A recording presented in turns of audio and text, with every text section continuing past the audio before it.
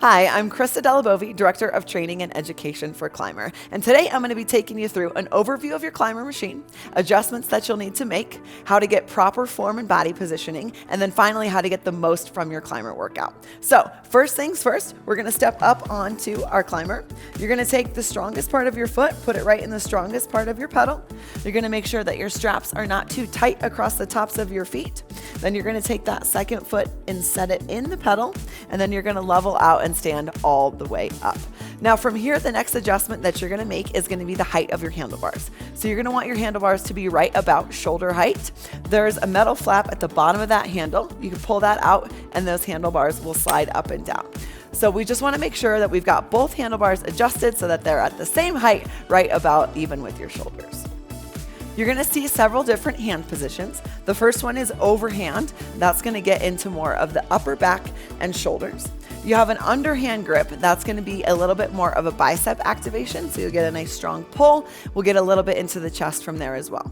Finally, you're going to see the neutral position. That's going to help you get the most overall upper body activation as you reach, extend, and then pull down through your lats. Now, we also are going to use the crossbar in our workouts. And in that case, hands are going to come down onto the crossbar. Your hips are going to come away from the crossbar, and you'll be able to isolate just your lower body from there. Now you'll also see your resistance dial right on that crossbar.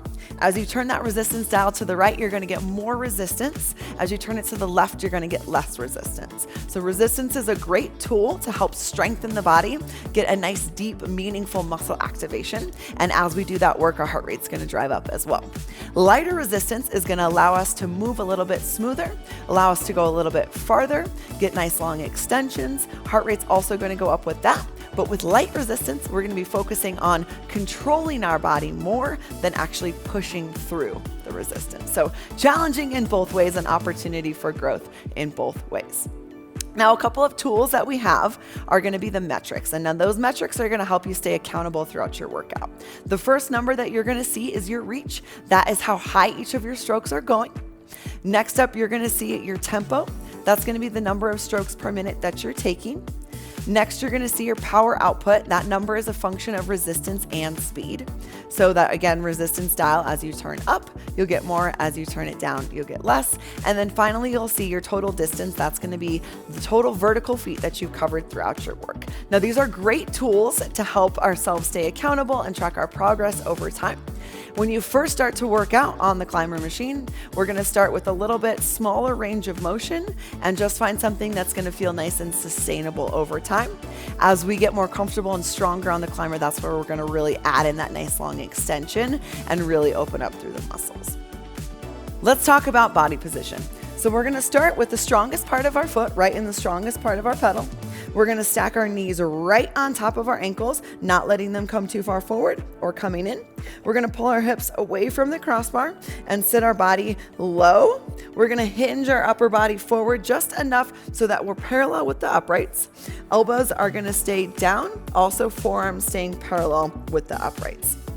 So core is nice and engaged. So we want to start by squeezing in our belly button and keeping our core nice and tight. As our hips come away from the crossbar, we want to make sure that our hips are staying nice and square.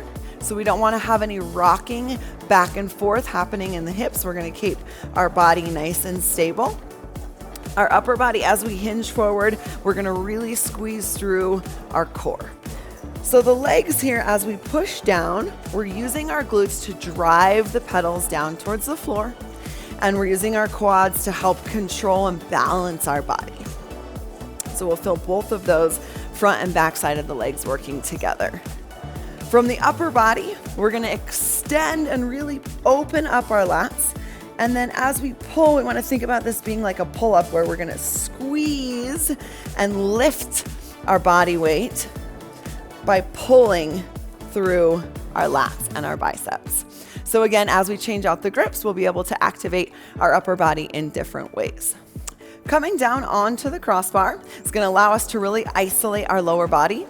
So as we lift, we're going to drive our knee up towards the crossbar. Glutes are going to activate as we press down into the pedals. Quads are going to activate as we control our body. And we're going to keep our chest nice and proud. So as you're moving on the climber machine, we want to have a natural rise and fall in our body. So we want to be lifting just a little bit, but not so much that we have a big bounce or that we have any rocking side to side or shaking around. Now that you've got yourself set up and ready to move on the climber, I hope that you enjoy your experience and have an incredible time continuing to reach for greatness.